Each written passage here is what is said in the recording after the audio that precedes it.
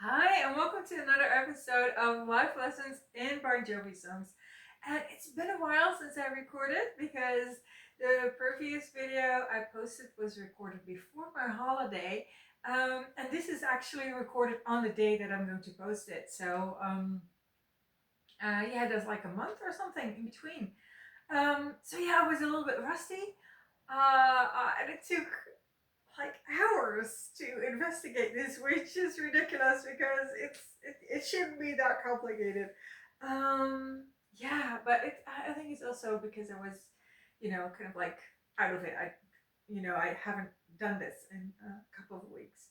So, what I also remember from the last time is that I realized that I didn't really know what the job description was of a cowboy. So this one is a life lessons in Bon Jovi songs about a song called "Stick to Your Guns," and that is actually the third in a series of three cowboy-inspired songs. And yeah, with the last video I made, I realized, wait a minute, but I really don't know what cowboys do. And it's because I'm in the Netherlands and we didn't have cowboys, or yeah, we didn't have them, and we also didn't have the word for it, not until the 50s, when the word came here in the Netherlands. 50s of, like the 1950s. um, but then it came from America, so the word came to the Netherlands, but we have never seen cowboys here. We don't know what they do, or um, um, yeah, we don't know what they do. Uh, so I did investigate that for a little bit, and turned out that I was actually not the only one who didn't really know what a cowboy did, but it was a profession where um yeah, basically you were just like you have laborers for on the land, and you had laborers for your cattle, and this cattle was moved a lot, so like from one coast in America to the other. um yeah, and these cowboys, they would work in shifts, from very early in the morning until very late at night. Shifts, I imagine that there were shifts in order to make sure that the cattle didn't go anywhere at night, or that they were not, the cattle wasn't stolen, something like that. I don't know. But anyway, it was, a bunch of cowboys who, yeah, managed to get a large number of cows to, um, wherever they needed to go. So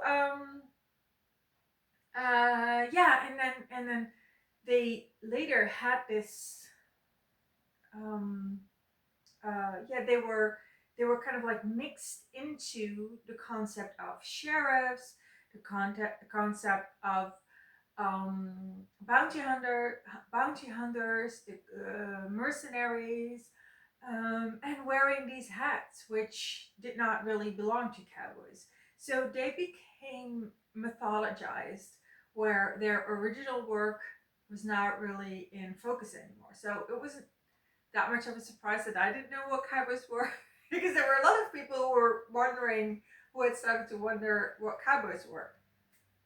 Yeah, so I did investigate that. So now we're at the third of the three cowboy inspired songs that are on the B side of this album. Stick to Your Guns was actually written by John Bon Jovi and a songwriter called Holly Knight. And they met in real life. So Holly Knight was what turned out to be a mutual friend of theirs.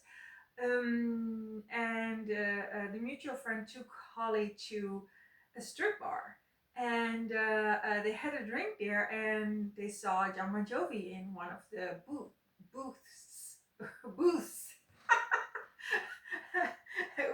with girls there, and John Bon Jovi kind of like, went to her, or went to their mutual friend and to Holly, and said to Holly Knight, "Why haven't we worked together yet?" And Holly said, "I don't know," because Holly was a famous songwriter, But she was very surprised that John Bon Jovi immediately knew who she was.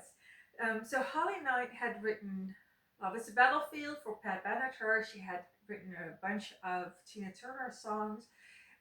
She had written Ragdoll, the song for Aerosmith. And yeah, so they got together, I don't know, the next day or something like it.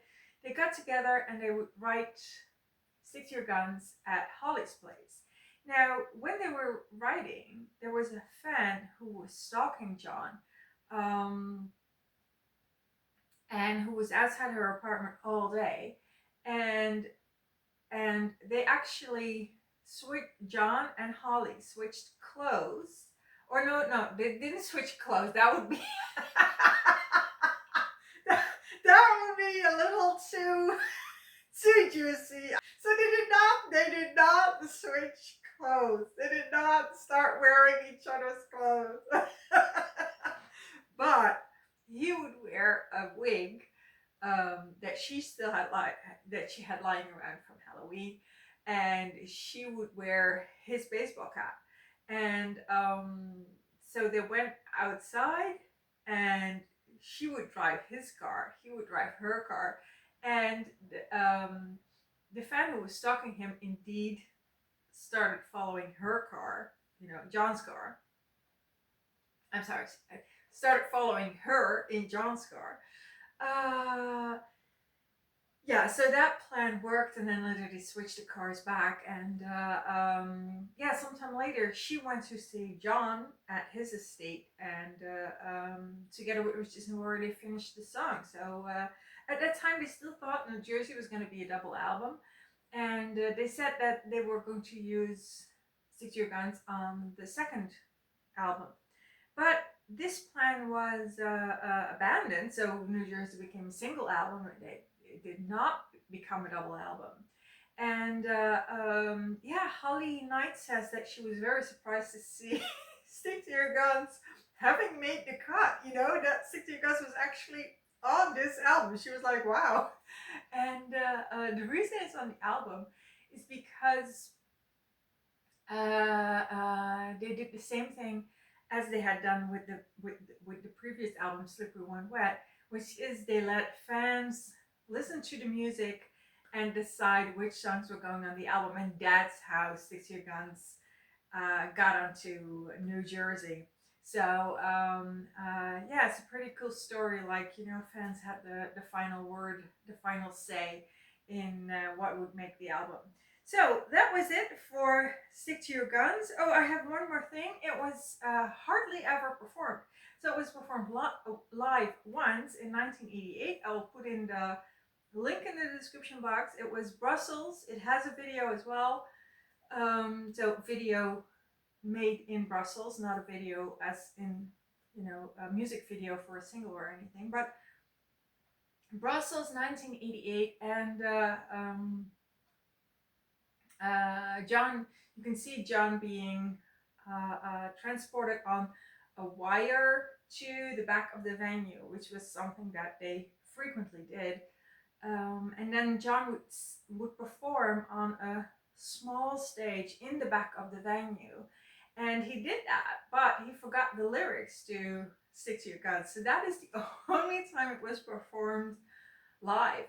In 1992, it was included in one of the 4 rehearsals for An Evening with Bon Jovi. I say 1992, is that correct? Yeah, it is correct. Yeah, 1992. So they had an MTV special coming up, An Evening with Bon Jovi. And in preparation for that, they did rehearsals, 4 rehearsals, multiple hours each, and one of them has Stick to Your Guns in it. And the final time it was played live was in Amsterdam in 2008, when fans actually held up the lyrics of Stick to Your Guns so that John and Richard Sambora could read them. And then yeah, they did a performance of Stick to Your Guns, like 20 years after Brussels. They did like a pop-up performance of Stick to Your Guns, at their show in Amsterdam because fans brought the lyrics with them. So yeah, that was the story of Stick to Your Guns, and this is called Life Lessons in Bon Jovi songs. So I have to come up with a life lesson, and I think the life lesson is that this song closes the three songs in a row, all cowboy inspired. And I think the life lesson is that the myth that cowboys became, um, is something that apparently we need. Sometimes an area of our lives is hard to hard to pinpoint, or hard to give words to, or how hard to understand what to do with it. And if we have myth, where myth stands for stories that have uh, um, that are kind of like on a plane above reality, that no longer have that are inspired by reality, but they no longer are reality. That is myth. um, yeah, it can really help us, um, give meaning to our life, or process the things that happen in our lives. And I think that the cowboy myth has really helped people deal with things in their life that they didn't really have context for, didn't really have words for. And yeah, and yeah, I think that's one of the reasons why the cowboy theme is so um, often used by Bon Jovi in the 80s. It was really their way of making meaning in the crazy tour lifestyle that they had, because they were so successful that even for their first album they already went on a world tour. They did opening shows, but also festivals, like a festival in Japan that they did with just one album under their belt. Um, yeah, so John was still very young when all that happened. I think 22 or something when he was when that happened. And yeah, so it was, comparing themselves to the cowboys who had a mythical status. Yeah, it gave meaning. It gave meaning, and it gave, an explanation to something that maybe didn't really have an explanation. So that was it for today. Next time I'm gonna be there with the next song of this album, and it's "I'll Be There for You." So I'll be there for you in 2 weeks. See you then. Bye.